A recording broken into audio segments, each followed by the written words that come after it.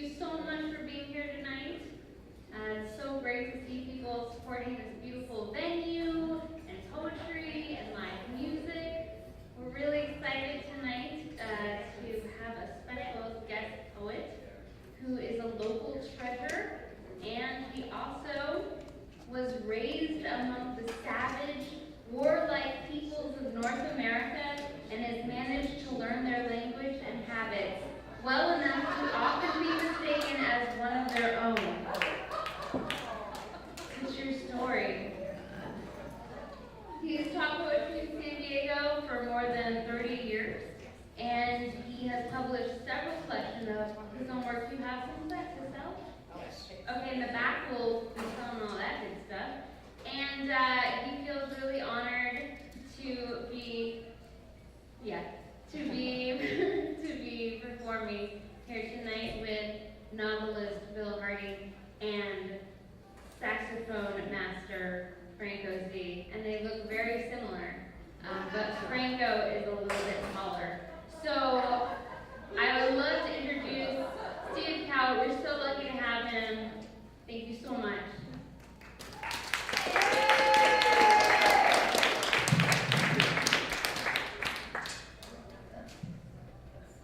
I did not know until a few weeks ago that Bill has 3 novels out and a children's book. I've been reading the children's book because that's the only one that has arrived so far. Alvin's No Horse, just absolutely charming. And I just got my hands on 2 of the 3 novels. The other one is coming from Amazon.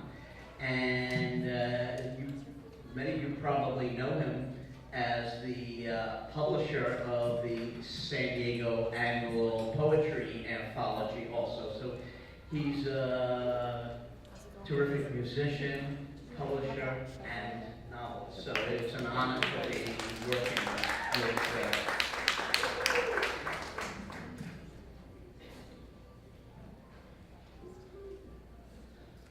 friends. A moment ago, standing here at the table, ready to blow out the birthday candles, it came to me. If it's true what you say, and I do indeed seem to grow younger with each passing year, then in no time at all, Mary and I will be back in that Ocean Beach duplex, with its rapture of white camellias, my vertigo gone, and my lower spine supple again, and my hearing and sight as sharp as ever they've been. And Sally and JJ will still be alive, and Binky and Ivan purring away on the sofa. Outside, the Pacific, pounding the cliffs with its ancient millennial music, surfers bobbing like half notes out past the breakers, the heart a blue frisbee spinning over that beach from Pescadero to Brighton.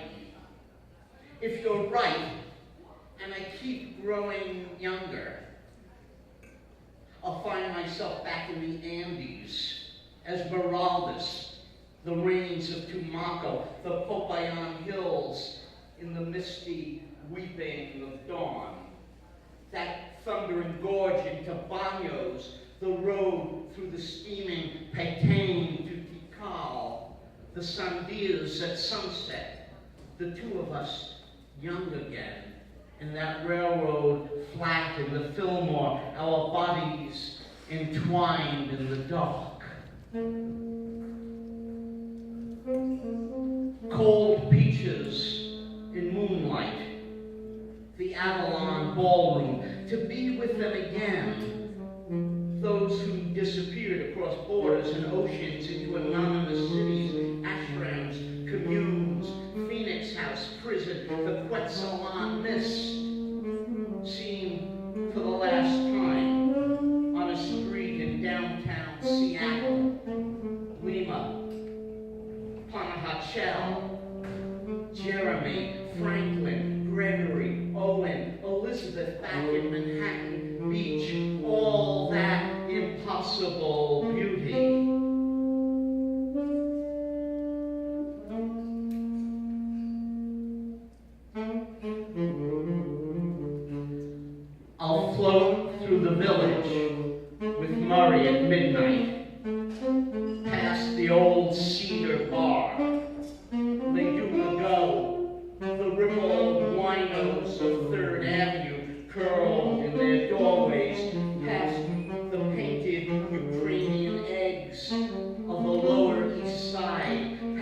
Tompkins Square Park, that I climb the 6 flights of that walk up on Avenue B, all that music and mishegas and metaphysical fervor. Night, lit with its incense and tongues, its muted horn and its velvet drum. Night, with its muffled cries in the dark.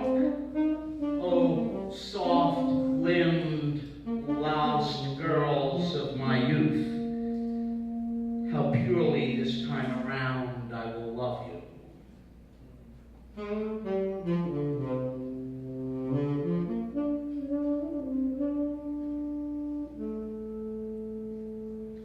Let it snow again on the Hudson. Let the sirens wail and the buses belch and the tugs on the East River sound their guttural honks.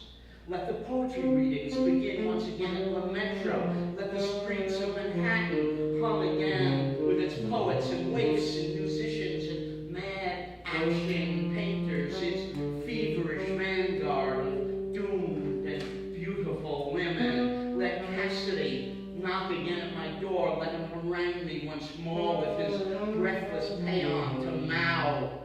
Let Rossi awaken beside me. Let Lenny regale me with one of his endless apocryphal tales of Bonnard and Monet as we hoof it back from Penn Station. Yes, yes, I say, very true, absolutely the case.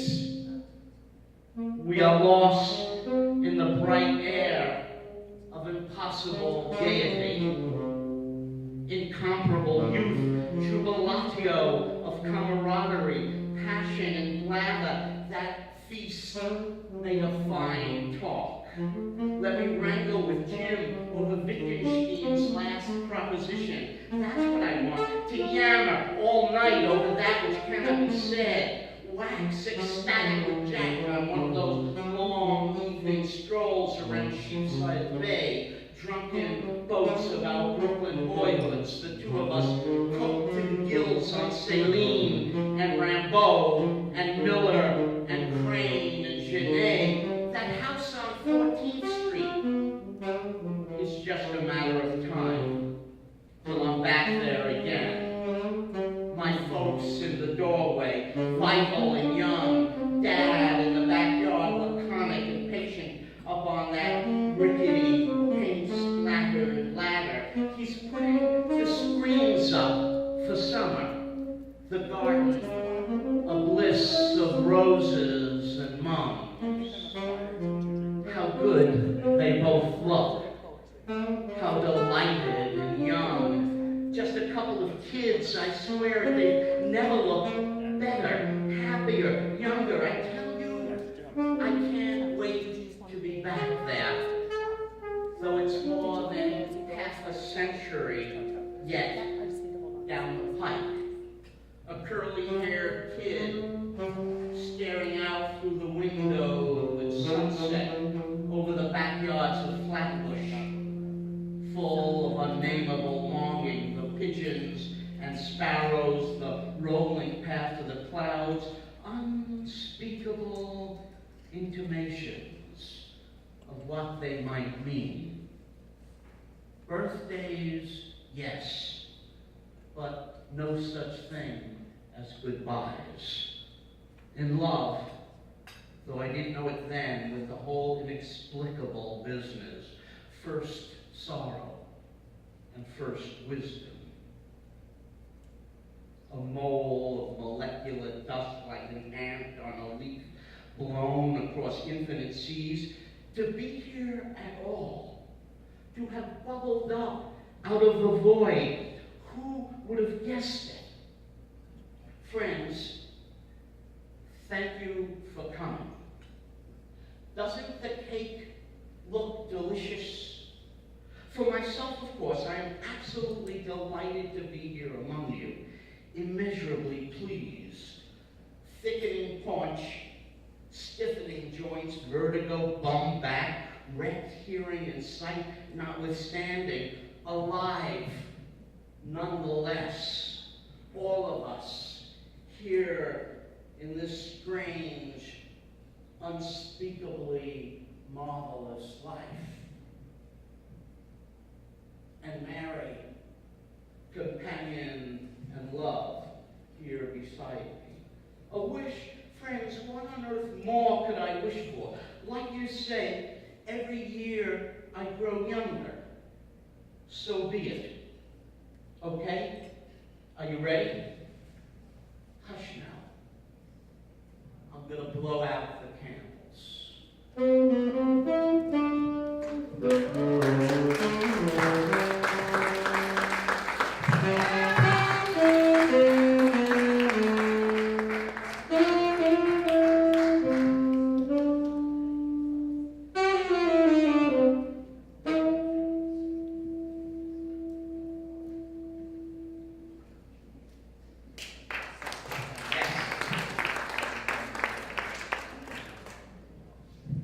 Big partier.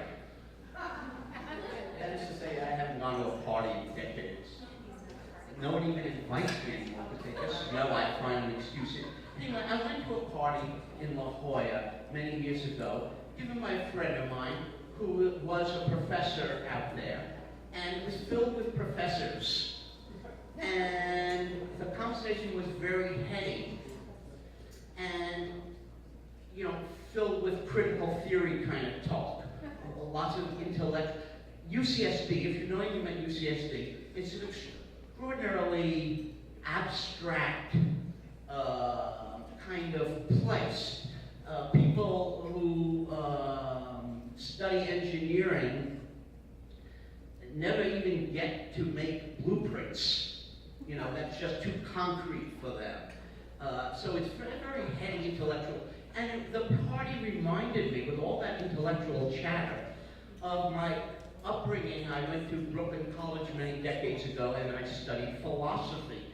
And of course, the philosophers are the people, I think, of the German metaphysicians of the 19th and early 20th century, who love all that highfalutin talk that really you can't quite understand even what the question is. You know, all those metaphysical, speculative questions and issues. And I thought of writing a poem about that subject, about all those big questions that I could never quite understand and don't amount to much anyhow, I think, but that might just be my own lack of understanding. You know? Actually, I studied with the fellow who ran as the first candidate for president on the Libertarian Party, John Huspers, who was a friend of mine. We became friends, and John was a wonderful professor of philosophy, and he was a good friend of Ayn Rand. He was a cold fish, a dreadful person, I think. I only met her once. I have no right to say it. I take it back. I only met her once. But the objectivists, they used to be called objectivists, at Brooklyn College back then, what they would do, the students who were Ayn Rand followers would wear over their hearts a gold $sign, a pin that was a, do you remember that? Does anyone remember those days?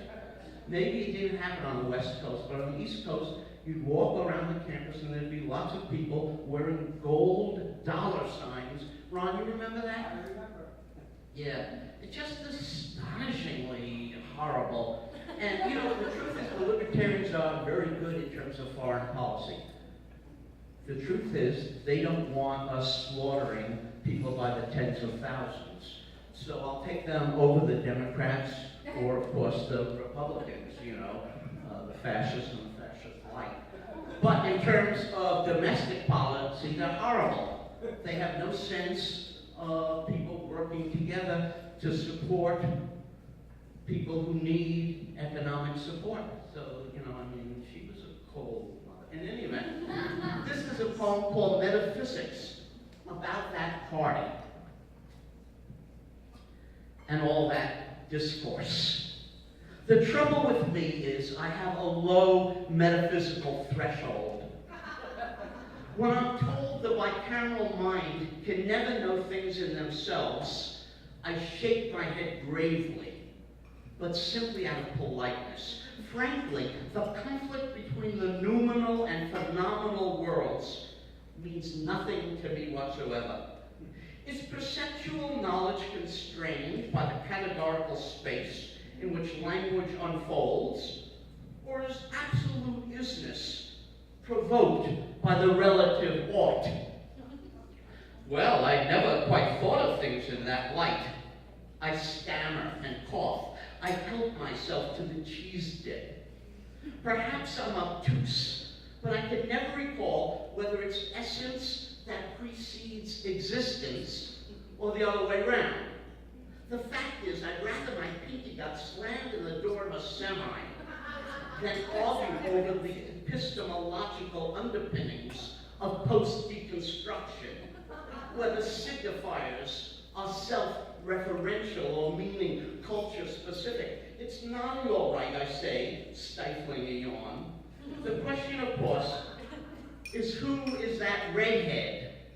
The one at the other end of the room with the lavender lipstick and radical décolletage. And why at these awful soirees do I always get stuck among the professors? If it isn't free will, they are beating to death the mind-body dilemma, the transcendental nature of time, that gut-wrenching issue, does or does not the external world really exist? Ah, now she is crossing her legs. I help myself to the pretzels. I pour some more wine. Let them build the city of God out of earwax and toothpicks without me. And what, pray tell, is the meaning of being? Are existence and nothingness one and the same? And how in the bright night of dread does the body of ontic being arise? I shake my head as much as to say, I too am perplexed. Politeness itself. I am loath to point out that perhaps what we need is more daylight and less metaphysics. As if this world isn't perfectly real as it is, or as real as it gets. They want us to think that the world behind it is better, that the dead are elsewhere and happy, that our loved ones are waiting for us on the other side of samsara, as if that sort of cerebral monoxide could stifle the groans of the dying, the winds of disaster, the weeping that's left here behind us. And still they go on. Armageddon itself would not be enough to dissuade them. Is spirit immortal? Do dreams occupy space? Is the universe purposeful, random, unbounded, autogenous, finite, alive? Is death an illusion, or simply another sort of beginning? A journey indeed, but whither and whence? Yes, yes, I say, my head spinning. It's utterly fascinating. Who would have guessed it? Far off in the night, a coyote howls at the moon. I have by now finished the cheese dip, the pretzels, the wine. The licorice redhead has long since slipped off on the arms of her lover, some young, good-looking swine. I rise with 100 regrets, thanking my hosts, zipping my jacket and spouting farewells in every direction.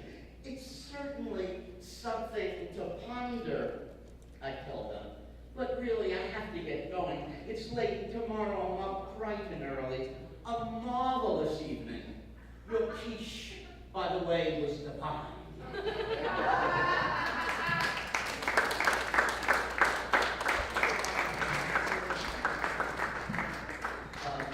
Many decades ago, when I was living on the Lower East Side, I worked nights in Midtown Manhattan, and I passed the 5 spot.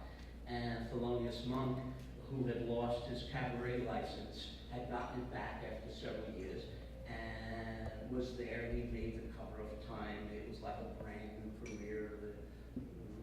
He was reborn from the dead. And I sometimes, passing, often, both going and coming, would see Monk between sets outside the 5 spot, just kind of walking along in his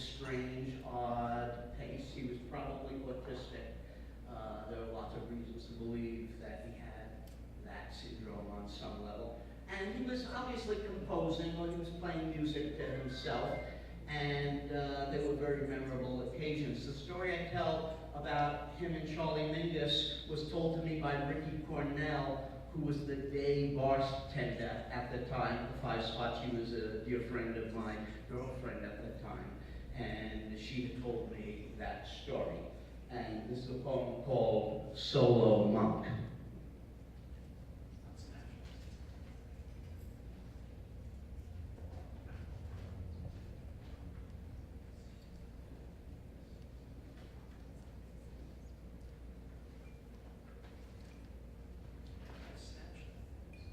What?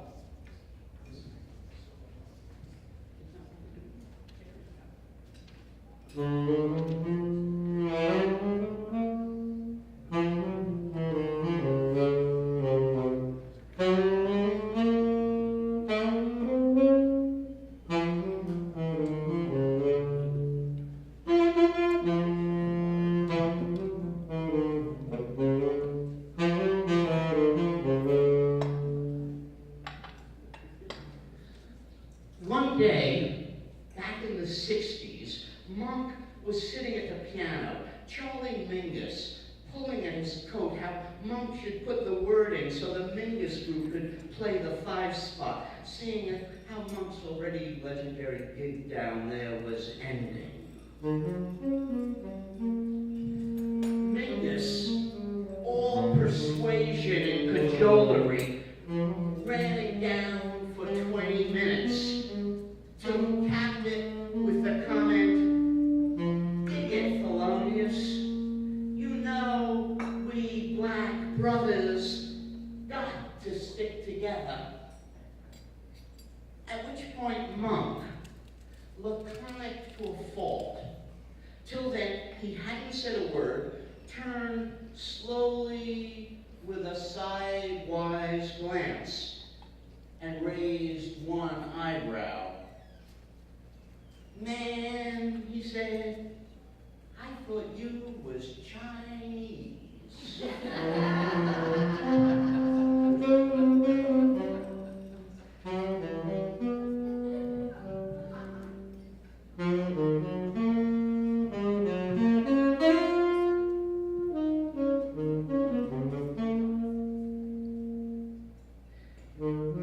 And evenings, between sets, Monk would pace outside the 5-spot, head cocked to some inner keyboard with that listing gait of his, that wispy black goatee, that rumpled herringbone tweed hat he sported in those days. He paced that corner, solitary and quixotic, in a rapture of exploding chords. All angular and dissonant and oddly phrased. One summer night, a checkered cab pulled up as he was so engaged, and Monk, who happened to be passing at that moment, swung back the door, then stepped so quietly and self-effacingly behind it that you would have thought it was his calling. But his ear, as ever, cocked to that imaginary keyboard. An elegant patrician couple, clubbing blonde Westchester money, stepped out on East Street like an ad for Chivas Regal. As the prim fox sashayed past him in her saffron strapless, tossing back her golden mane, her escort nodded vaguely, not so much as glancing up at that solicitous, albeit altogether funky-looking colored doorman with the goofy hat, a gesture almost too indifferent to be haughty, and with that, they hurried past and disappeared into the 5-spot, having come to hear the legendary Monk, that droll and idiosyncratic piano. The sensation Whitney Balliet wrote of missing the bottom step in the dark, Eerie, isn't it, to hear him playing, though he's dead? Mary said, playing monk, the night we heard he had died.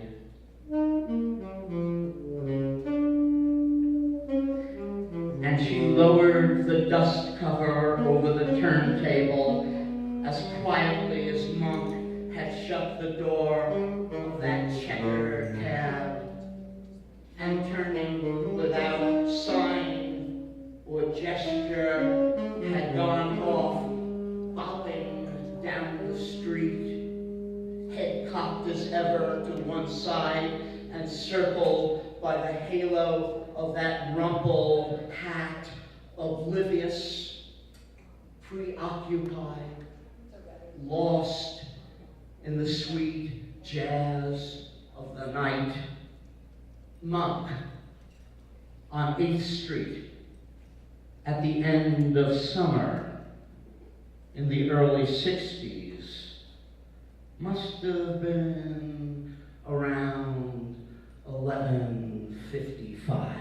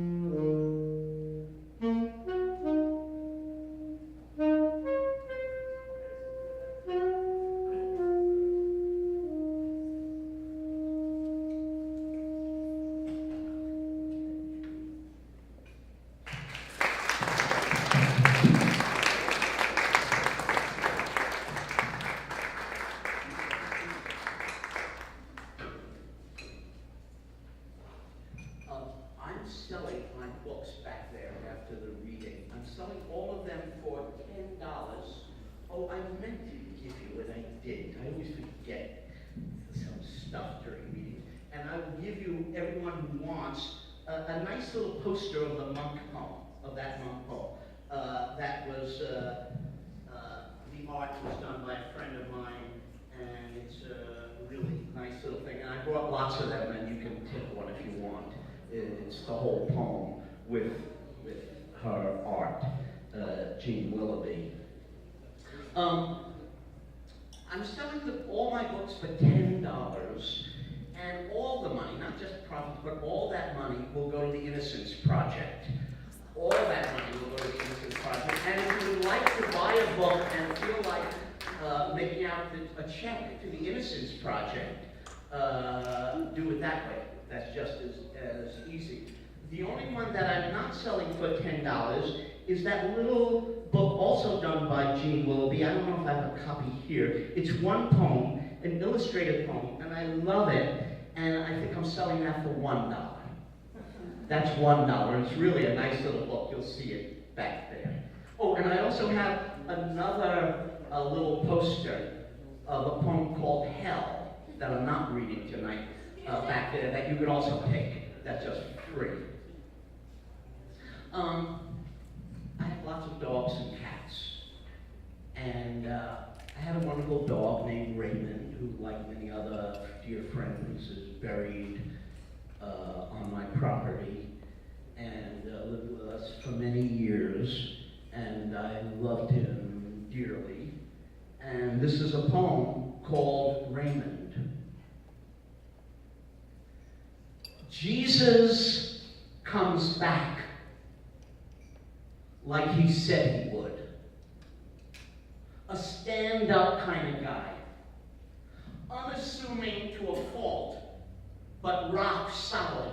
The shy type everyone likes, but no one thinks much about one way or the other until one evening during a storm, tooling down I-15 in his beat-up VW Bug, he passes one of those awful two-car smash-ups, and pulling to the shoulder, hops out, strolls past the paramedics and cops, and before they can think to stop him, kneels into all that shattered glass by the gurneys and sheets, and with a few incomprehensible words in a language nobody has spoken in 2,000 years, coaxes the dead back to life. The little kid gets back his severed leg, and all that blood on the road disappears like a bottle of trick ink. Then everyone starts waking up, even the drunk in the Chevy, sober for once, and looking sheepish as hell. Thank God, he thinks, no one was hurt. Outraged, the cops wrestle Jesus to the mud, snap on the cuffs, and toss him in the back of their squad car. But when they're done helping the two ladies and the kid to their feet and walk back, the cuffs are on the dashboard, and their black canine lab retriever is curled in the guy's lap. Jesus scratching the fellow behind the ears, something no one's thought to do since he was a pup. Listen, you know as well as I that none of this is true. Just a story I made up about the world we would like to have been born into. That world where nothing that we love has to die. But the lab retriever I was thinking of was real. Gone from our lives many years now. Our sweet, beloved Raymond. His black, bushy tail twitching happily in his sleep as he lie at the foot of our bed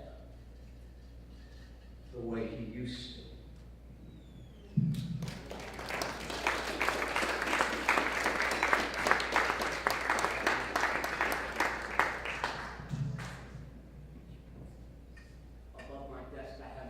Above my desk, I have a picture of my parents when they were in their late teens, before they were married. I think it's dated, as I recall, July 4th, 1923. And it's a wonderful, moving photo to me. Many years ago I had back surgery and I was recovering and taking a lot of Vicodin and still in a lot of pain, and listening to music and writing a poem, trying to write a poem about that photo. And this is what came out of it. It's called Snapshot.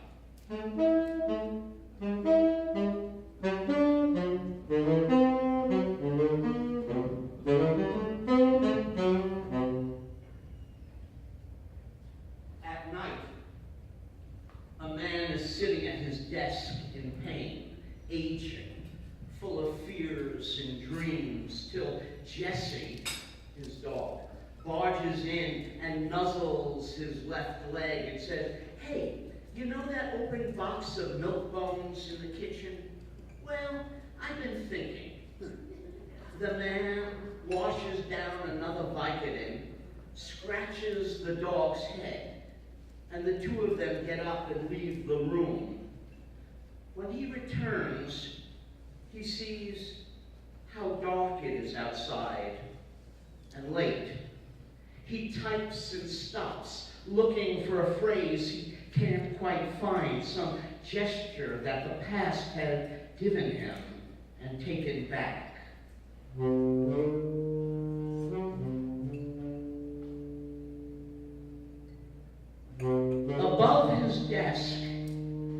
that ancient snapshot of his folks, two Lower East Side kids, their lives together just beginning, who will never understand that everything the future holds for them has passed.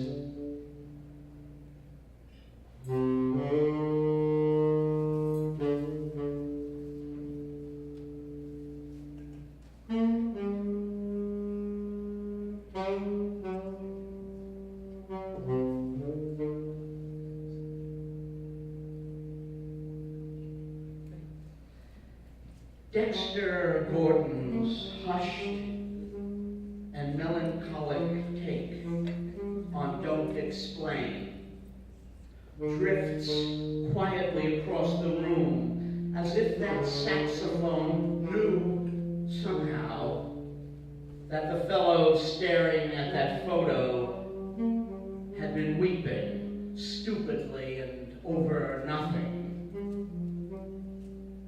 At the keyboard, Sonny Clark looks over once at Dex and nods and shuts his eyes and listens to himself, to both of them. Staring out the window at the dark, the man finds, he thinks, at last, what he's been looking for, and goes on typing.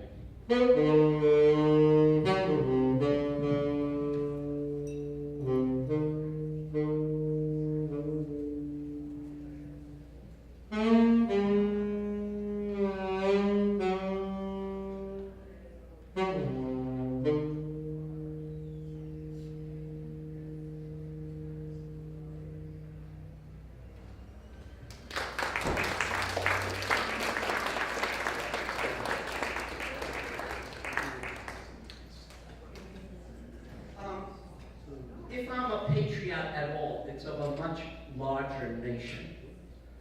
I'm not a patriot of this nation. It seems to me patriotism is the worst of vices.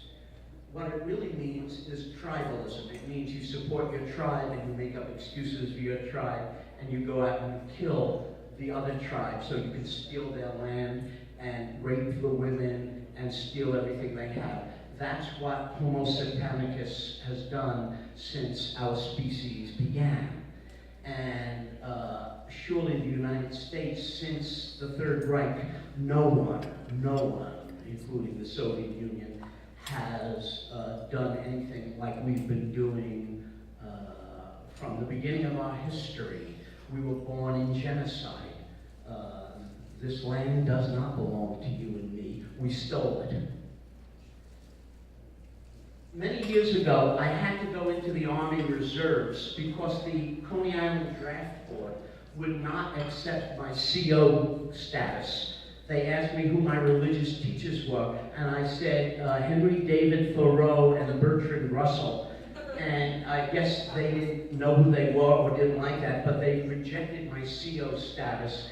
And I met with the head of the CCCO up at W.S. Merwin's apartment right above me.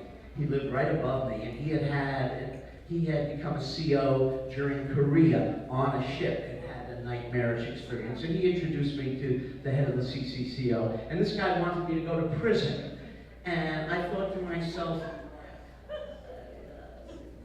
my anus is large enough. You know, I don't need this. You know, I was thinking of Canada or Mexico, you know. And so eventually I wrote, so I went into the reserve for 6 months, and afterwards the Vietnam War sort of started up. And it was clear to me, I went to one summer camp, I've written some prose about it that I haven't published yet. Extraordinarily racist. It was during the period of the race riots in America in 1969. And I moved to the Bay Area, partly in order to do this, and I wrote them a letter telling them I wouldn't put their uniform on anymore, and that I was resigning from the U.S. Army, and I actually actually resigned from the U.S. Army. And they said to Army Intelligence, I've told this story many times, but I've just written the poem about it. So rather than tell the stupid story, I thought I might as well write it. And here's the poem. It's called Some Notes Concerning My Military Career. Some Notes Concerning My Military Career. After I sent the Army my letter of resignation, two beefy intelligence types showed up at my place in the Fillmore with a huge reel-to-reel tape recorder, and without mincing words, I tore into America's despicable agenda, the circle of hell reserved for the savage carpet bombing campaign against the people of Vietnam and the puppet state that the U.S. wanted to force down their throats, which was why I explained I wouldn't put their fucking uniform on ever again, and why if I had to fight, it would be for the other side. Quiet, courteous, polite. They sat there for 2 hours listening to my ferocious rant till I asked what exactly it was they needed to know. And one of them said they had really been sent to find out if I was planning to shoot President Johnson or do something else of the sort. And I laughed and said no, and we shook hands and they packed up and left. But a month later, when the Army sent me the transcript to sign and return, I brought it instead to a young San Francisco attorney whose family firm did pro bono work for resistors. And Butch Hallinan read that whole 18-page harangue and looked up and told me how much he liked what I'd said. And when I asked him what to do next, he advised me to get the hell out of town as fast as I could, which I did. I ran for my life and for the lives of all those they were trying to get me to kill. And of nothing I've done in this world have I ever been prouder. Listen, if you're reading this poem and you're young or desperate enough to think of enlisting, or have already been suckered in, understand that despite all those self-righteous fairy tales about freedom and peace, this nation has been, from its genocidal beginnings, addicted to empire, plunder, and perpetual war. Those combat flicks you watched as a kid, and the sanctimonious propaganda that passes for news, and the swaggering, hawkish prattle puked from the lips of our politicians and pundits that spew stinking of corpses and money, are meant to convince young men and women like you to massacre city by city and village by village, America's villain du jour, adding every few years another small state that stepped out of line to its necklace of skulls. And for those of you who will march to your own graves in so doing, the powers that sent you will bow their heads and present to your folks the flag that was draped on the box they carted you home in. Friend, find any way that you can to resist or escape. If you have to run for your life, for Christ's sake, run for your life. That's my most recent thought. I guess I don't really consider it a love poem.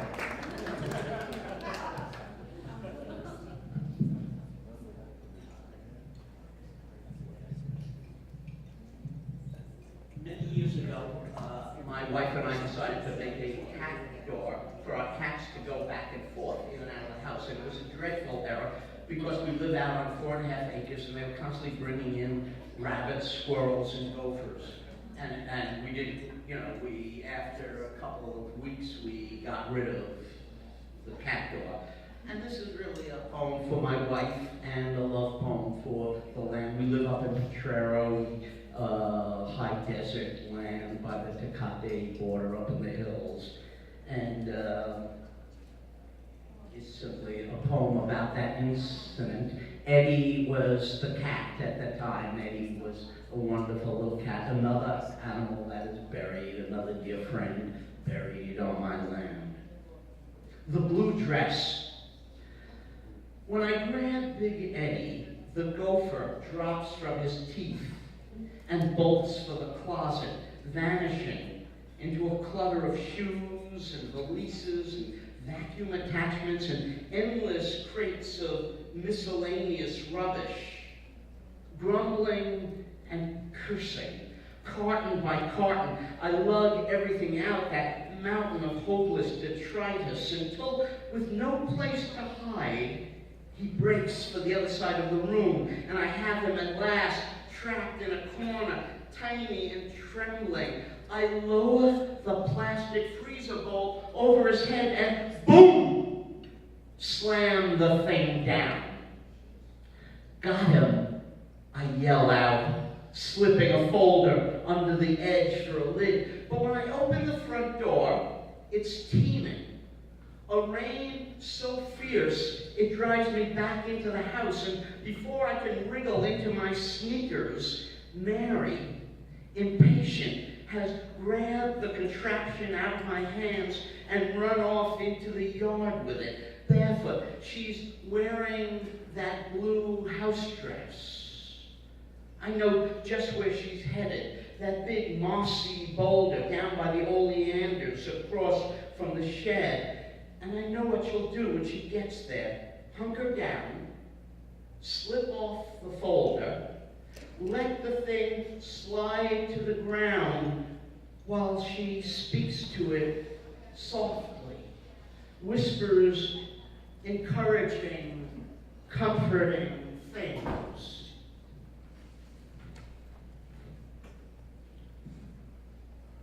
A dreadful error.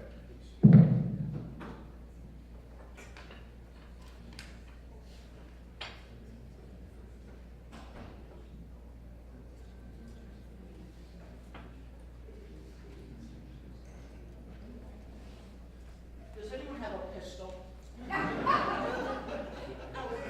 Oh!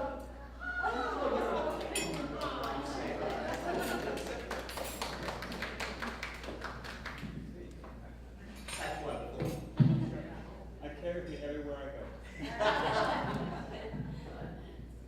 And I know what she'll do when she gets there.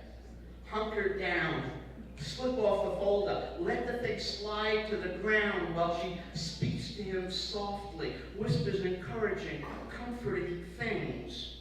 Only after the gopher takes a few tentative steps, dazed, not comprehending how he got back to his own world, then tries to run off, will she know how he's fared? If he's wounded, or stunned, or okay, depraved ravisher about gladiolus and roses, but neighbor and kin nonetheless. Big Eddie meows at my feet while I stand by the window over the sink, watching her run back through the rain, full of good news, triumphant, laughing, wind lashing the trees. It's hard to fathom how gorgeous she looks, running like that through the storm, that blue sheath of a dress aglow in the smoky haze, that luminous blue dress pasted by rain to her hips. I stand at the window, grinning, amazed at my own undeserved luck, had a life that I still, when I think of it, hardly believe.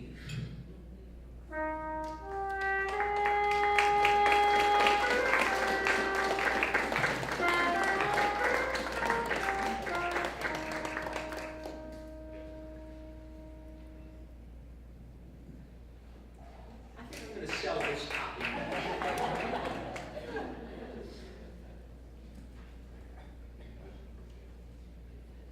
I don't think I've ever done that before. Here's another vicious political poem.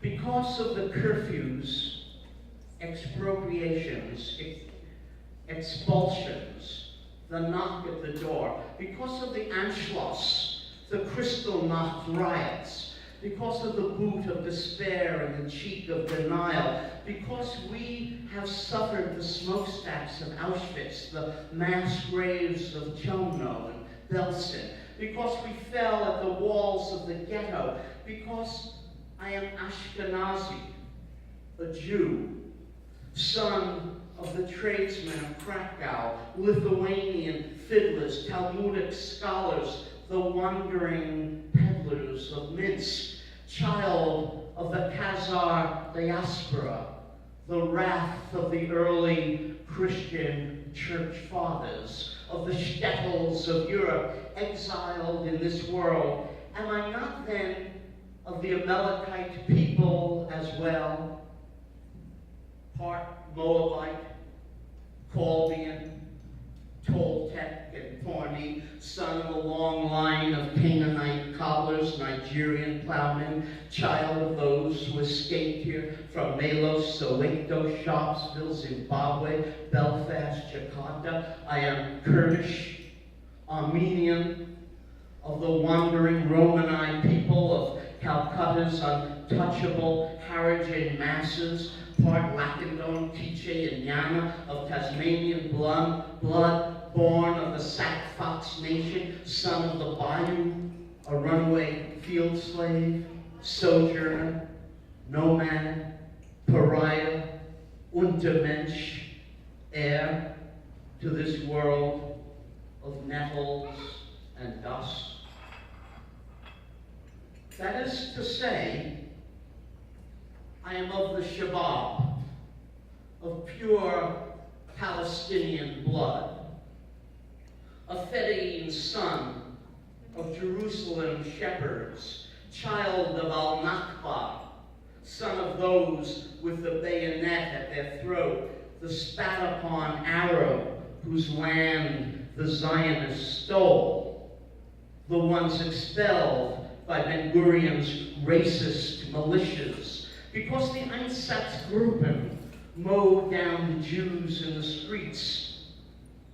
Do I turn my back now and forget that the Palestinian farmers of Khan Yunis were murdered in cold blood, that the women and children of Deir Yassin were flung into wells, that the village where Mahmoud Darwish was born no longer exists, that compulsory transfer was part of the Zionist project right from the start, that the theft of the Palestinian homeland continues day after day. Should I forget the blood of Shatila and Sabra? Should I forget the bombings of Gaza, the Lebanese dead? Do I just turn my back? Do I too become the good German? By virtue of Military Order 938, in occupied Palestine, the Palestinian flag is not allowed to be raised. Here in this poem, I raise the Palestinian flag.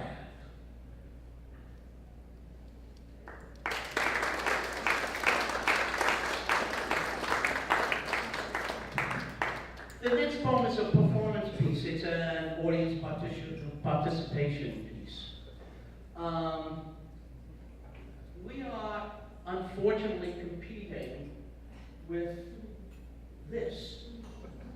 And this is a piece that I call June 27th, 2013, San Diego Bay Harbor. And what I would like you to do for 1 minute is relax and look out at this exquisite universe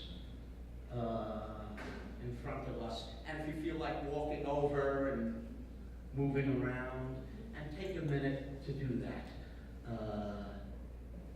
And just let's all notice where we are and wake up.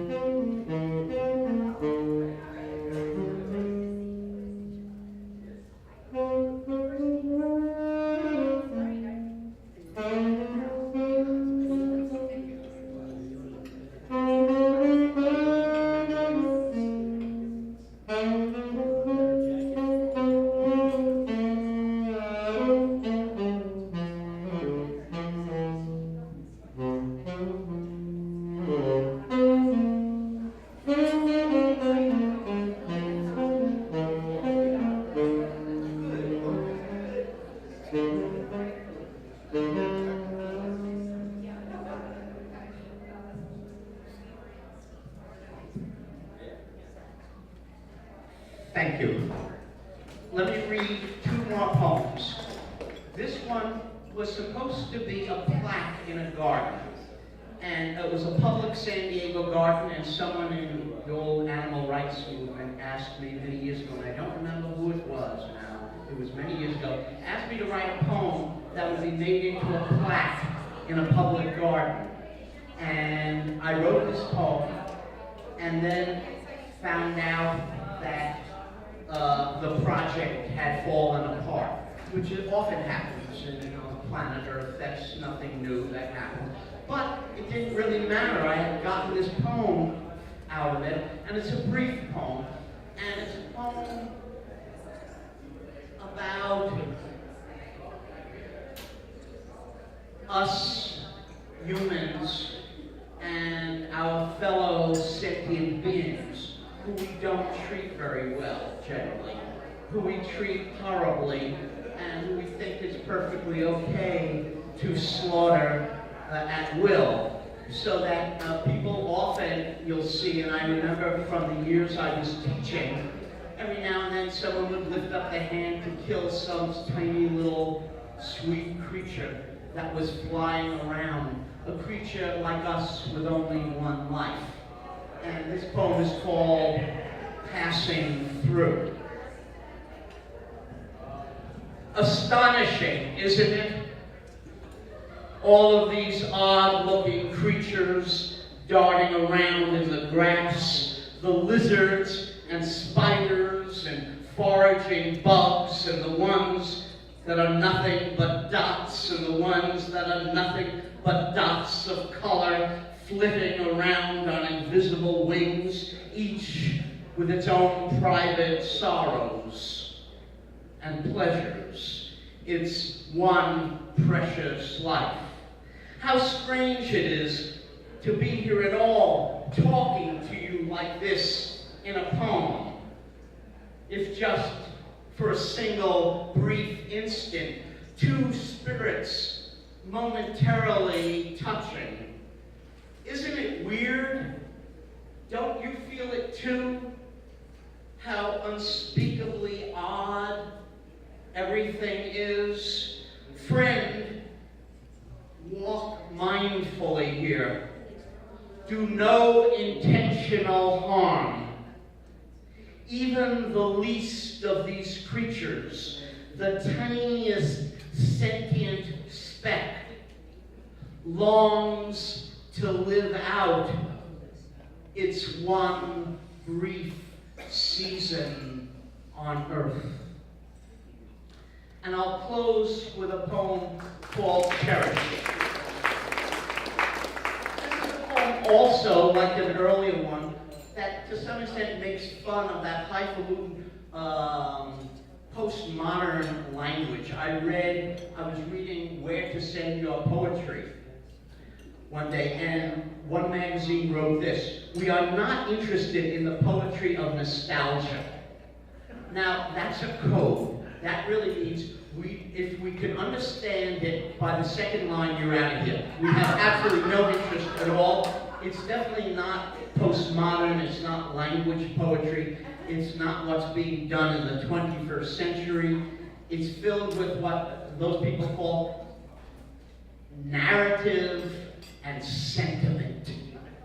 Sentiment. That means human emotion. Human emotion is passé, 19th century.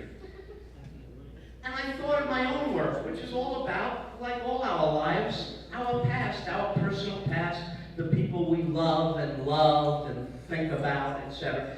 And so I wrote this poem called Cherish. Nicanor Parra is a great Chilean poet who I believe is 98 years old. Allen Ginsberg once introduced me to him. There are some other names in the poem that you may or may not recognize. Let's see, I don't remember exactly what it is. You'll pick it all up. It goes like this, and I use a lot of that highfalutin, pointless, esoteric, postmodern. You remember Alan Sokal, the physicist at NYU, about 17 years ago, wrote an article for a magazine called, what was it called? Social Text, in which it was pure bullshit. He made up the whole thing. He was a well-known physicist, and he wrote something that was totally meaningless. Every sentence was meaningless, and they published it, and it became a huge scandal because they were very postmodern, and he was using all that highfalutin language, and he was saying to them, you know, you don't know what, you don't care whether it means anything or not. That's not what you're interested in. Cherish. It's called Cherish, and I'll close with this. Yes, of course, the sign and the thing in itself are in no manner the same. It goes without saying, we all understand the grammatological nature of metaphonemic and proto-factual discourse. What Trubetskoy would surely have called the contingent glossomatics of the indeterminate text. But the trouble is, notwithstanding all that, the past won't shut up, won't leave me in peace. I want it all back.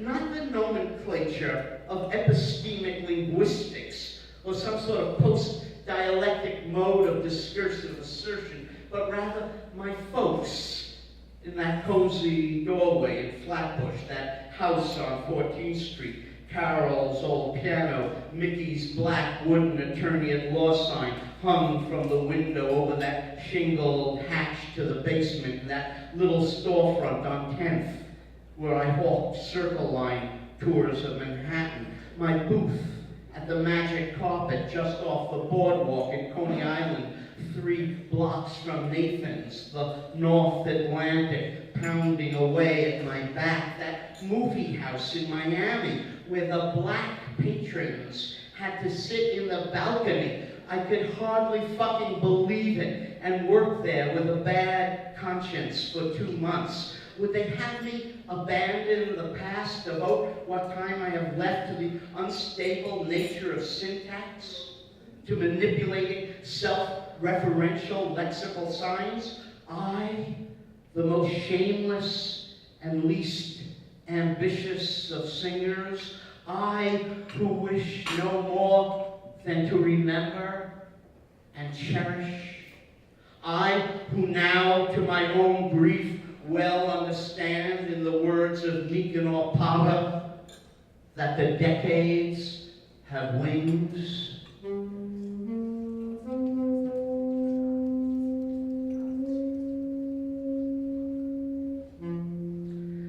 Despite the indeterminate self-defeating problematics of verbal representation, I insist that furnished place up on 92nd off Amsterdam Avenue really exists, or it did. And those evenings spent haunting the failure, those ancient grainy Chaplin and Marx Brothers slapsticks, and that woman I brought home one night from the Cedar Bar where Franz Klein used to hold court, not a structural coefficient of syntactic presence, but an actual woman, George Antheil's old flame. And the evening I spent there with Duncan, and the week Jim Fraser came back from his pilgrimage to the Scottish Highlands, sporting kilts, and he and I took that place together off Avenue B where Harold Berger lived with Peter,